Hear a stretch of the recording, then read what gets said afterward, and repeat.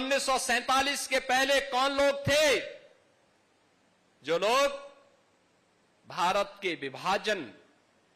का पक्षधर बनकर के मुस्लिम लीग की मंशा को और कांग्रेस की सत्ता लोलुपता के चक्कर में पड़ करके भारत के दुर्भाग्यपूर्ण विभाजन के लिए जिम्मेदार हैं?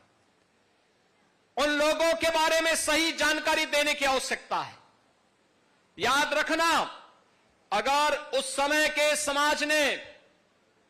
बहनों और भाइयों, उस समय के समाज ने पहले जो आंदोलन किया था 1905 में बंग भंग का जो अंग्रेजों की साजिश थी,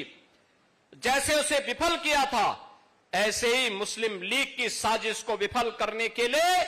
उस समय का कांग्रेस नेतृत्व और जोगेंद्र नाथ मंडल ये मिलकर के अगर मुस्लिम लीग की मंशा पर पानी फेरने का काम करते तो कभी भी ये पाकिस्तान जैसा नासूर नहीं बनता। पाकिस्तान एक नासूर है और जब तक इसका ऑपरेशन नहीं होगा तब तक इस कैंसर की समस्या का समाधान नहीं होने वाला है और आज इसकी शुरुआत हो रही है। आज आप देख रहे होंगे पाक अधिकृत कश्मीर में पाकिस्तान से अलग होकर के भारत में शामिल होने की मांग शुरू हो गई है। बलूचिस्तान में पाकिस्तान से अलग होने की मांग उठ खड़ी हो गई है और एक पाकिस्तान जब तक इस धरती पर है, याद रखना, ये मानवता का कैंसर है। इस कैंसर का समाधान ये मानवता का भी कैंसर होगा और इसका उपचार समय रहते दुनिया की ताकतों को मिलकर के करना होगा और सबसे ज्यादा सतर्क भारतवासियों को रहना होगा। निश्चित ही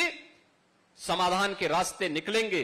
एक विकसित और आत्मनिर्भर भारत की परिकल्पना के लिए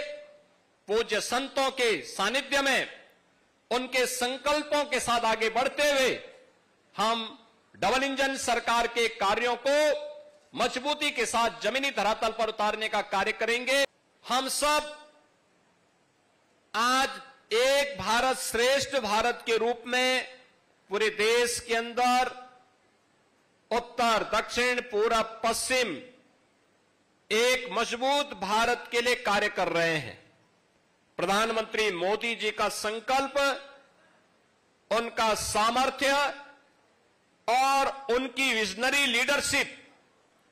हम सबको एक नई यात्रा के साथ आगे बढ़ा रही है और हम सब ये भी जानते हैं कि भगवान श्री कृष्ण की जब स्मृति हम सबके सामने आती है तो भगवान श्री कृष्ण एक हाथ में मुरली है तो दूसरे हाथ पे सुदर्शन भी तो है उनके हाथ में।